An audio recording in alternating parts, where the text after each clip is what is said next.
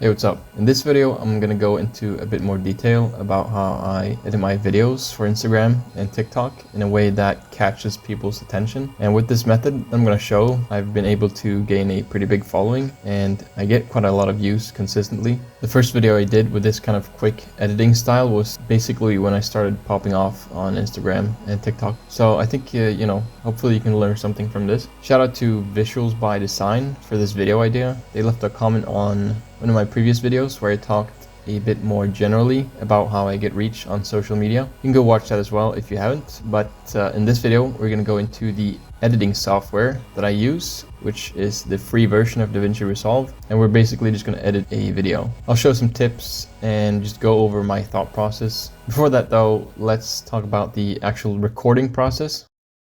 So I use OBS to record footage when I'm working in Blender. It's free and it's easy to use. I'm not going to go over exactly how to use OBS. I just want to talk about framing. Since this will be for Instagram or TikTok, the video will be vertical, and when you record, you need to keep that in mind. So here in Blender, for example, when you're doing something that looks interesting, maybe you're scaling something, beveling something, or texture painting, try to imagine a vertical cutout in your viewport where you center the action. It's easy to want to use the entire widescreen when you're doing stuff in Blender. That's the normal thing to do, right? But later, when you have to make this into a vertical video, you zoom in and it feels kind of claustrophobic. So that's just what I wanted to point out when it comes to framing. But let's jump into DaVinci Resolve and do some editing. Okay, so we're here in DaVinci Resolve. And of course you don't have to use DaVinci, but if you're looking for a free editing program that's very good, I can highly recommend DaVinci. I'm gonna go over some basics in DaVinci for those who want to see that, but if you just want to see the actual editing and thought process, you can skip to this part of the video. Okay, so first of all, let's go to the Edit tab.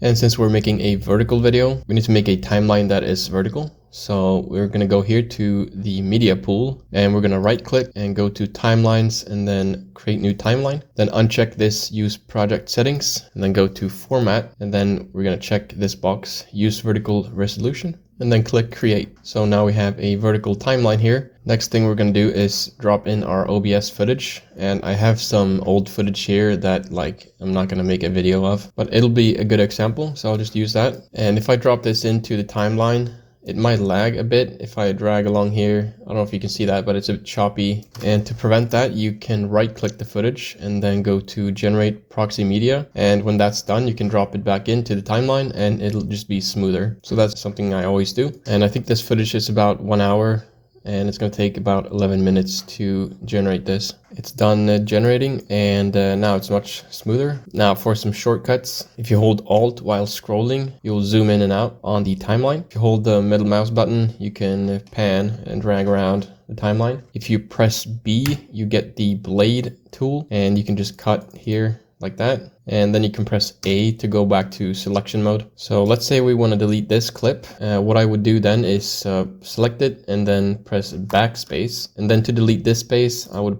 click that space and then press backspace again. You can also select the clip and then press delete, which deletes the space in between as well. But I usually don't do that because if you have a more complex project, that can cause a lot of issues. If you have several layers of video and audio, they can kind of jump out of sync if you use the delete version. So I always use backspace like that. Okay, so let's start editing. This looks terrible. We got two black rectangles on the top and bottom, so we need to zoom in this footage. And you do that up here by just going over this X value or the Y value, doesn't matter. And then you drag to the right, click and drag. And I usually just try to go like this far in so I don't see any of the UI, like the buttons, and I just see the viewport. And then I try to center the cursor or whatever. I'm bringing in a cube here, and like a lot of my videos start off with just a cube. So let's see what I do. Okay, I'm probably going to start like here when I make it a bit smaller on the y-axis. So then I would go to like the frame where it starts moving or start scaling it. So somewhere there, and then I cut there. Then I delete this, everything that's before that. And then I find, the frame where it stops moving. So that's like there. I try to not leave any of this there, like where it's just nothing's happening. So yeah, somewhere here. And then my next step, I just move along and then I scale it on the X. So same thing here, cut that out. And I tried to keep these clips the same length. So this one was like, I don't know, 17 frames, and I would like to try to keep it around that time, I guess, or around that length. That just kind of keeps the rhythm going, so to speak. I don't like sit and count frames, but I just kind of look here and see how long the clips are. So like these two are now like basically the same length, but I don't adhere to that like all the time. I mean, this one kind of stops before, like it stops moving here, so I could actually make that shorter. But yeah, then I just keep going. Now here I'm doing a lot of stuff, but it's like nothing's happening, so I usually skip these parts. Like this little scaling doesn't matter. I scale it like that as well. That kind of doesn't matter. I usually only include like things when I do major shaping actions or whatever. Here I'm adding like I don't know what I'm doing. Yeah, a mirror modifier. But then here something's happening. Yeah, I'm doing a bevel. So that's something that I would include. Now this needs to be reframed, so then you can use these sliders, the X and Y, and just reposition it. Maybe zoom in a bit more, but I don't know. I think the centering is more important. If you zoom in too much, it'll be, you know, pixelated and, you know, bad quality. So I try to zoom in as little as possible by just keeping all the buttons out of you. I don't know, I did this like a few times. I think I don't know why.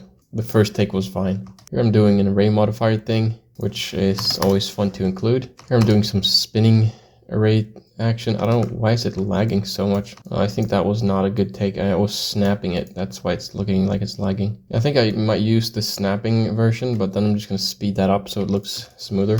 Stops there, but then this should be like maybe a third of its length. So I'm going to go, I'm going to right click it and then go to clip, change clip speed, and then set this to 300%. But then you have to cut it again. In these cuts, you can see that I'm not moving like the camera in the viewport when I'm doing these edits in Blender. I'm just keeping it like that. It just kind of looks smooth if you're doing a lot of edits without moving the camera, even though it can be a bit tricky. It wasn't super tricky to do this, of course, but you know, that's just something I like to do. And I honestly don't think we need to go through that entire footage. It's like 50 minutes long. Now at the end of the video, I usually, you know, include the actual render as well, of course. But before that, I have like a small snippet of the viewport render, or the viewport, you know, whatever view. I usually call it just an object render, where it's, you know, gray like this. But you want it to kind of match it. So if you do this, it kind of, you know, there's a bit of a jarring thing going on there. You can, you know, cut that part out first, or you can do this. Just put that there. But then you kind of lose like this part of the render, which, you know, then you kind of rendered that in vain or whatever. So what I usually do is just reverse this clip. So you can right click it, go to change clip speed, and then click this reverse speed. And then it's, you know, smooth like this. And when it comes to music for social media, or, you know, your reels, your TikToks, I think I mentioned in my last video that I just pick music that I like. And I think that's, you know, what you should do. But then try to kind of time the beat, or like if there's a beat drop or whatever, there's like a chorus coming in or anything, it drops like right here when the render comes in. It's always kind of fun. And that's all I have to say about that. I mean, you can do trending sounds, whatever, right? But I'm not sure if they help. I don't think I've tried a trending sound and it like helped in a noticeable way. But you know, do what you want and listen to good music.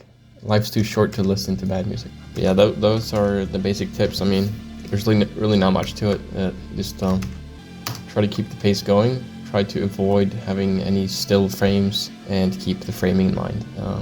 Those are the basic principles. I hope this video was useful. Leave a like if you feel like doing that, and let me know in the comments if there's anything else you want me to cover or make a tutorial about, and I'll consider that. But yeah, thanks. Bye.